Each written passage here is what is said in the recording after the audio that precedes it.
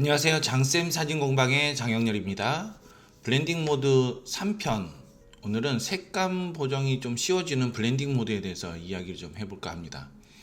블렌딩 모드는 레이어 패널에 표준이라고 되어 있는 이 혼합 모드를 사용하는 건데, 기초적인 이야기는 1편에서 다뤘죠. 두 개의 레이어가 있을 경우에 활성화가 되면서 그 두 개의 레이어를 어떻게 섞을 것인가에 대한 이야기가 블렌딩 모드의 이야기입니다. 블렌딩 모드는 다양한 방식으로 혼합을 해줍니다. 배경을 하나 복사를 할게요. 컨트롤 J 하셔도 좋고요. 드래그 앤 드랩해서 배경을 복사하셔도 좋습니다. 블렌딩 모드가 활성화가 됐죠.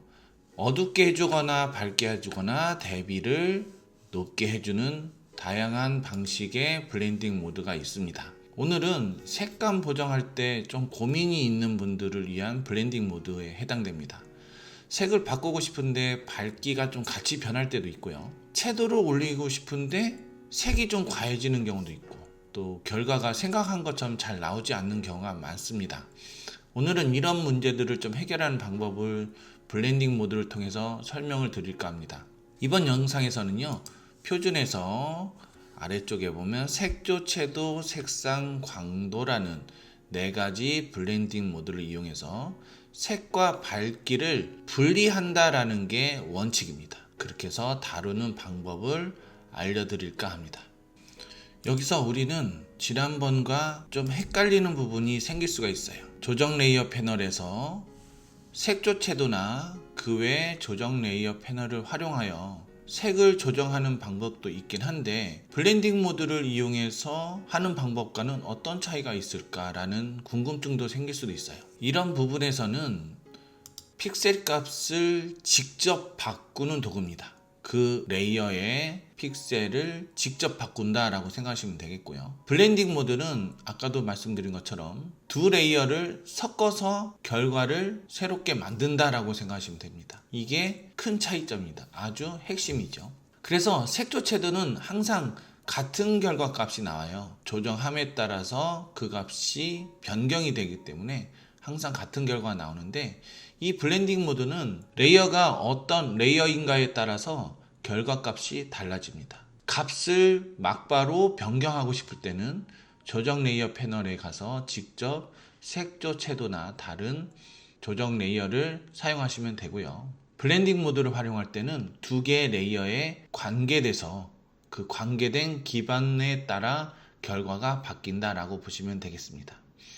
제가 바다 풍경 사진을 한 장 가져왔어요. 일물 사진인데 사진이 뭔가 좀 심심하죠. 하늘은 노을빛이 중요한데 노을빛이 좀 약한 듯한 느낌이 듭니다. 그래서 전체적인 색감을 보정해 보도록 할게요.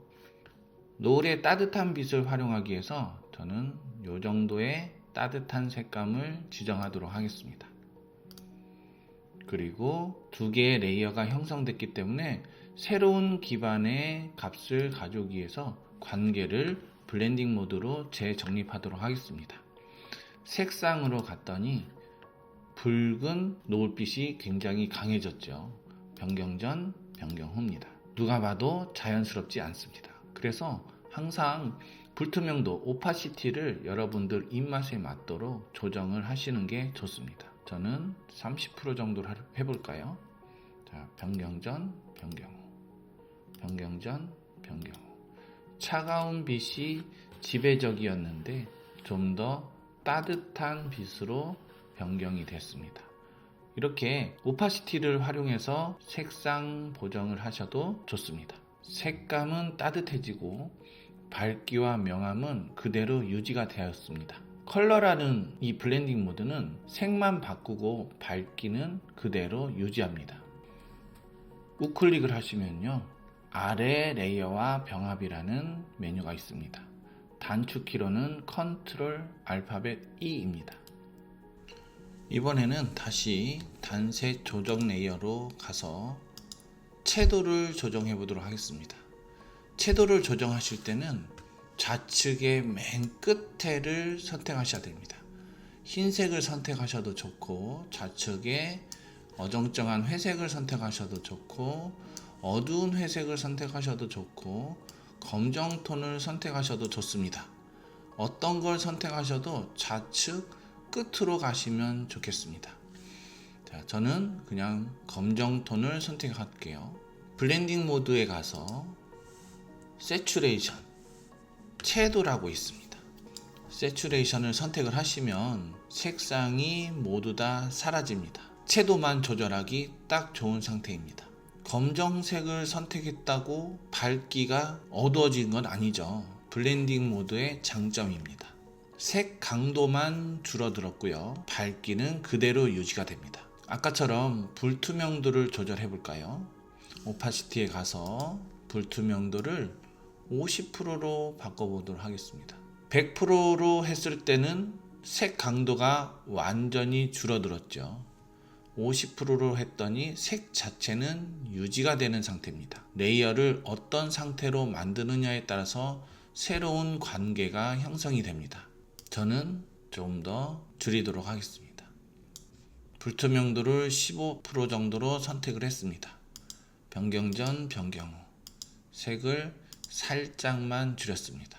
대신 하늘의 색은 원래대로 강하게 유지하고 싶으시면 레이어 마스크를 활용하시면 좋습니다. 레이어 마스크를 선택하시고 브러쉬를 선택하신 후에 불투명도 적절하게 저는 30% 정도로 해보도록 하겠습니다. 30%로 놓으시고 태양 쪽에 있는 부분을 전경색, 검정색 마스크로 이렇게 칠을 해서 태양빛을 좀 더 강하게 유지하도록 하겠습니다. 마스크를 활용해서 일부분을 원래대로 돌려놨습니다. 레이어 우클릭한 상태에서 아래 레이어와 병합을 하도록 하겠습니다. 단축키로는 Ctrl E입니다. 이번에는 태양의 광도를 조절해 볼게요. 광도를 조정할 때는 조정 레이어 패널에 가서 지난번에 배웠던 곡선으로 간단하게 해보도록 하겠습니다.